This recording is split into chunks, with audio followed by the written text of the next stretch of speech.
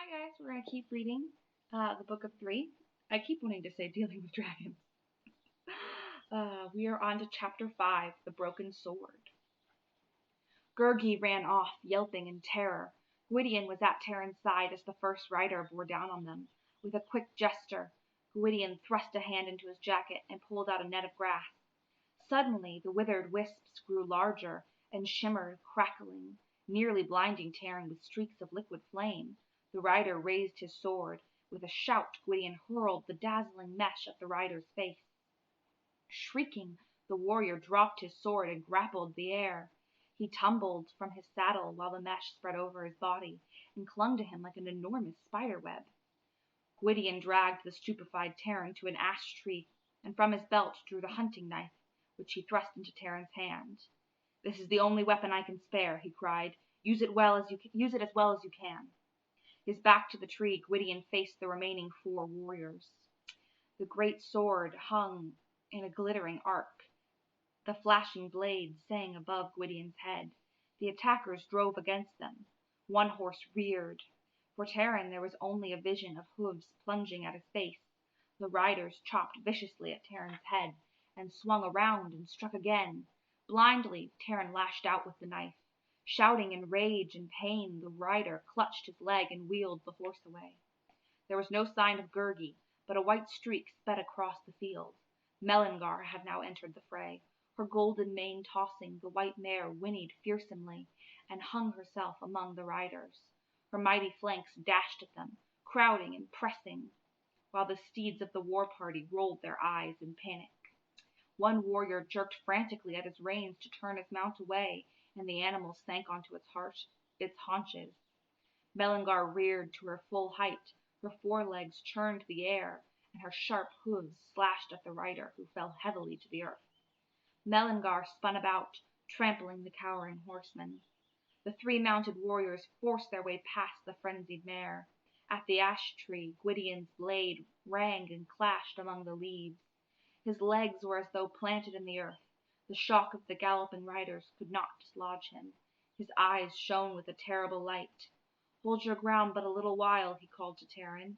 The sword whistled, and one rider gave a choking cry. The other two did not press the attack, but hung back for a moment.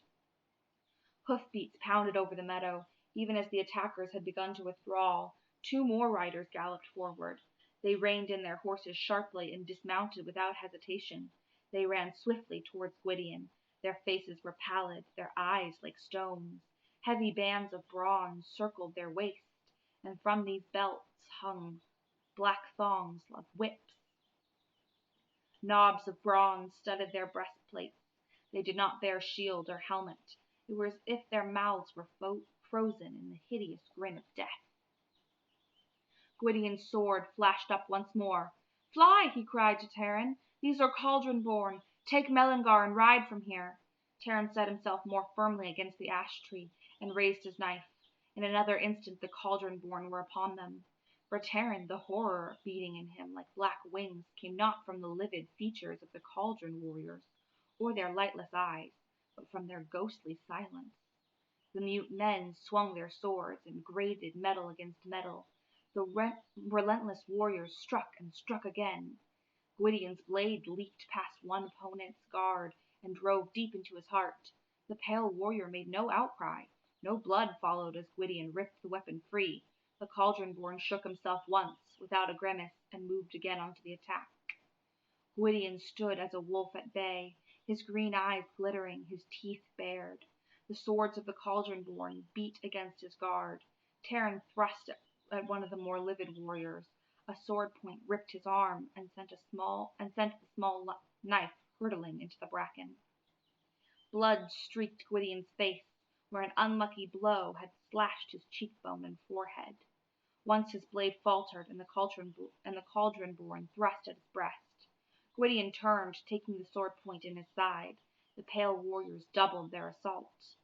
The great shaggy head bowed wearily as Gwydion stumbled forward. With a mighty cry he lunged and then dropped to one knee. With his flagging strength he fought to raise the blade again. The Cauldron-born flung aside their weapons and seized him, threw him to the ground, and bound him quickly. Now the other two warriors approached.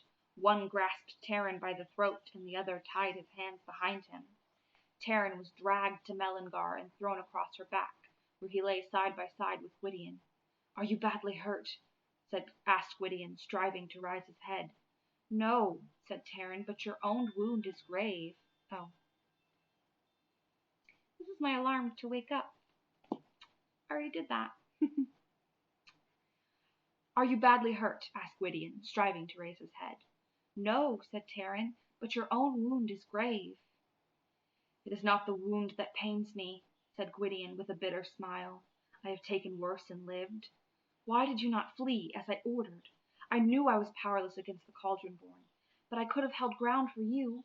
Yet you fought well enough, Taran of Caer Dallben." "You are more than a war leader," Taran whispered. "Why did you keep the truth from me? I remembered the net of grass you wove when we crossed the Avron, but in your own hands today it was not the grass that I have ever seen." "What I told you, the wisps of grass. Yes, it was a little more than that. Dallben himself taught me the use of it." "You too are an enchanter?" "I have certain skills. Alas, they are not great enough to defend myself against the powers of Iran. Today," he added, "they were not enough to protect a brave companion." One of the Cauldron-born spurred his horse alongside Melangar. Snatching the whip from his belt, he lashed out brutally at the captives. "Say no more," Gwydion whispered.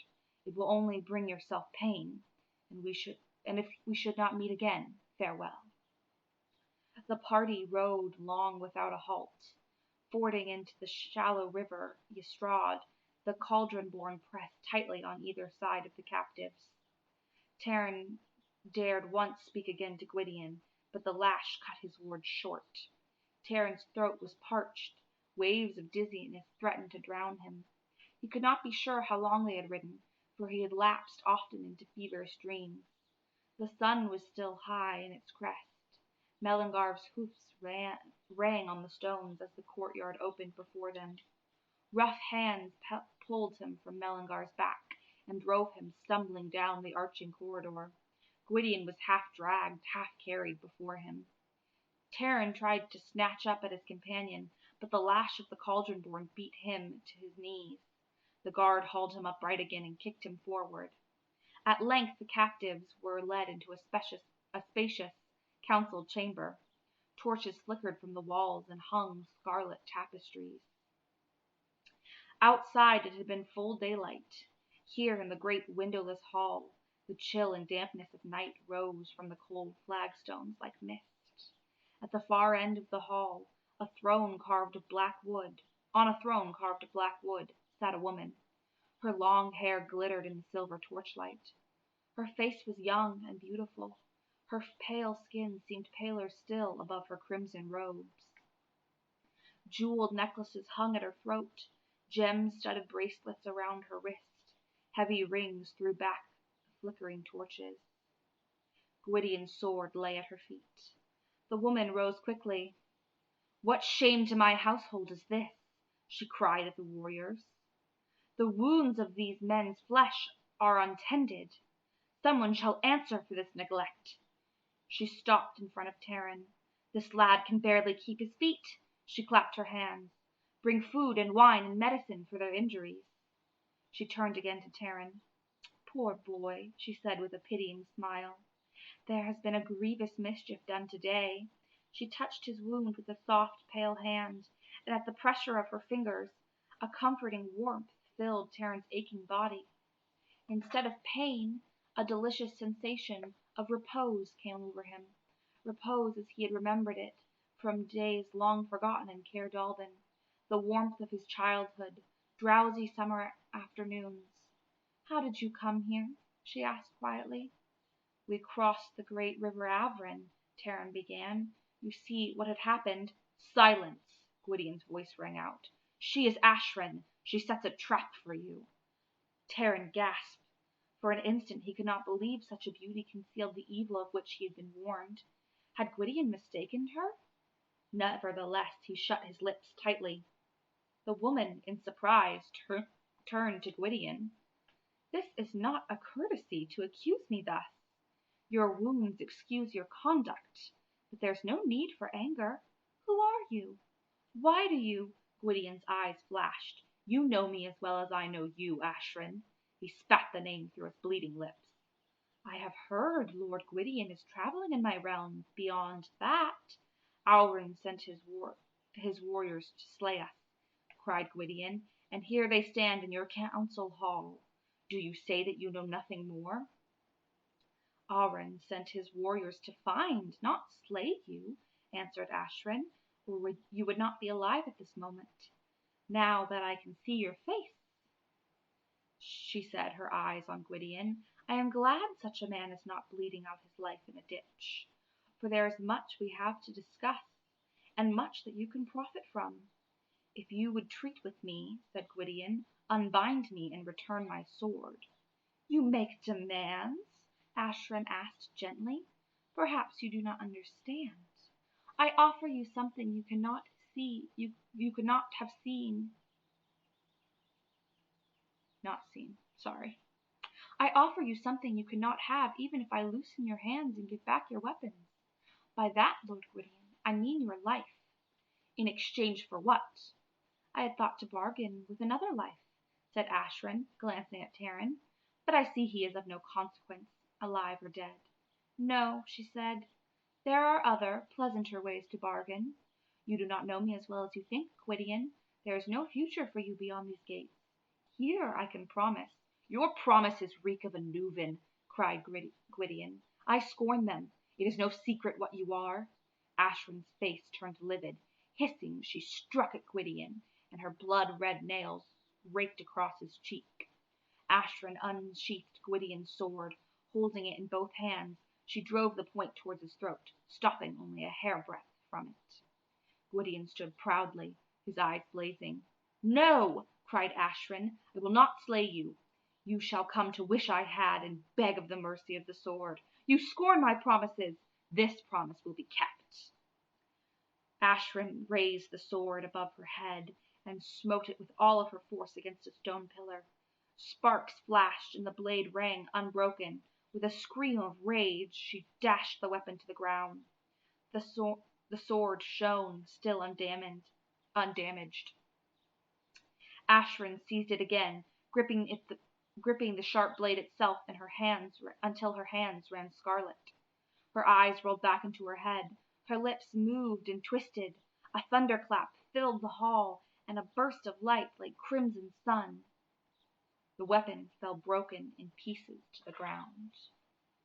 So I shall break you, Ashrin shrieked, and she raised her hands to the cauldron board and called out in a strange, harsh language. The pale warriors strode forward and dragged Taran and Gwydion from the hall. In the dark passageway of stone, Taran struggled with his captors, fighting to reach Gwydion's side. One of the cauldron-born brought his whip handle down on Taran's head. And that is the end of chapter 5. Next time we will read chapter 6. So here's a little disclaimer. I'm reading these names as they were read to me. This whole book is based vaguely on like Celtic mythology. So I'm sure that there are other pronunciations of the names and probably more accurate ones. And if you were to read the book, you might pronounce them totally different. There's always that thing when you come across a word that you don't know, where you just like assign it a sound in your brain because you've never heard it before. So one of the names is Ilonwe. But when I was growing up, my mom always read it Ellenway. And so that's probably how I'm going to read it because that's just what comes to mind. So chapter 6 is titled Ellenway. We will meet her in the next chapter, and she's going to join Taran on his adventure. It is a lot of fun, and this turned into a little bit of a ramble, but it's okay. I still haven't had coffee, so I can be forgiven for that. I'll see you guys next time. Until then, stay happy and stay safe. Goodbye.